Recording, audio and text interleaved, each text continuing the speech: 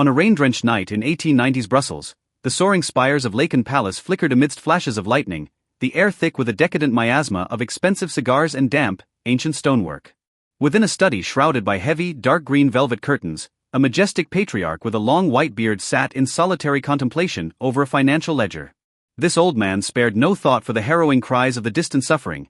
His focus remained fixed solely on the relentless flow of rubber and ivory into the port of Antwerp.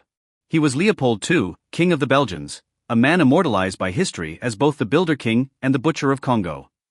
This is a chronicle of the cannibalistic bloodlust lurking behind refined civilization, of how absolute avarice alienates the human spirit, and of a soul's total descent within the fever dream of power.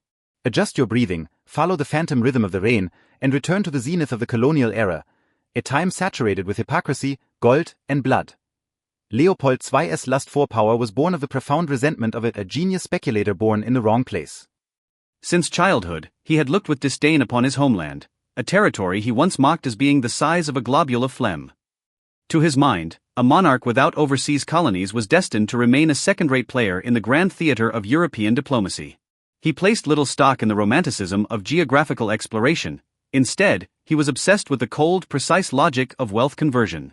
He mastered the dark laws of survival. To seize the finest cut of meat, one must first don the holiest of masks. In 1876, under the banner of scientific inquiry and humanitarianism, he established the International African Association in Brussels. He understood that in the hypocritical Victorian age, philanthropy was the ultimate camouflage, and he was the mosquito in a tailcoat, poised to plunge his proboscis into the very heart of Africa if his early maneuvers were merely for a seat at the table. Then the acquisition of the Congo Free State at the 1884 Berlin Conference was the nightmarish genesis of his descent, turning a private fiefdom into an abyss of purgatory. As the price of rubber skyrocketed during the Industrial Revolution, Leopold imposed impossible harvest quotas upon every village. Failure to meet these demands met with a chicot at best, yet it was the punishment of severed hands, a practice that would horrify the world, which stemmed from a grotesque logic. To ensure that no bullet was wasted on hunting or wasted at all, soldiers were required to present a pair of severed hands as proof for every round expended against rebels. In the dead of night at Laeken, Leopold would survey his ledgers. As the wealth curve climbed, a morbid smile would grace his lips. In those moments, he envisioned himself as the absolute master at the center of a void, manipulating tens of millions of marionettes from the shadows. The sudden infusion of vast, ill-gotten wealth often heralds the total evaporation of morality. Leopold began utilizing the blood-soaked capital of the Congolese people to launch a titanic building spree across Belgium, erecting grand triumphal arches and palatial museums. Yet beneath every cobblestone lay the bleached bones of the Congo. When missionaries returned to Europe bearing sickening photographic evidence, the free state he had constructed upon a foundation of lies began to fracture. Nevertheless, the monarch offered no shadow of repentance. He maintained a rigid, icy arrogance, and in every clandestine meeting, he sought to employ ever more labyrinthine diplomatic rhetoric to mask his undeniable atrocities. This near-pathological cunning was, in truth, the final stand for his imperial fantasy. That night, sitting solitary in his study, he felt an unprecedented bone-chilling cold, the coldness of historical truth finally catching up to him. The final movement of Leopold II's life played out within a palace he had built himself, now permeated by a frigid, palpable hostility. When he was finally forced to cede the Congo to the Belgian state, this man who had worshipped wealth above all else ordered the total incineration of his secret archives.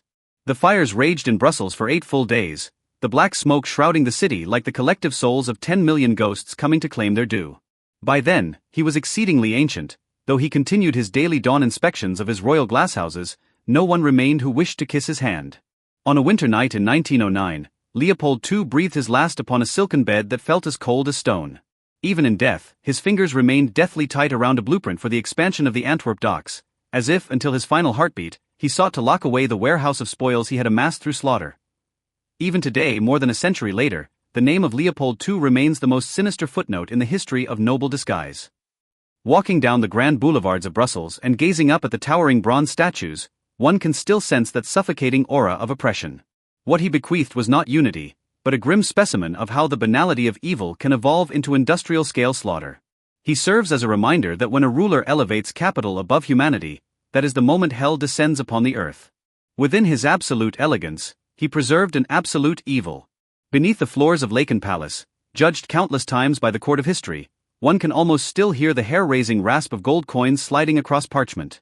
His life was an ugly, magnificent pilgrimage, seeking a distorted climax of power within the hollow shell of decorum.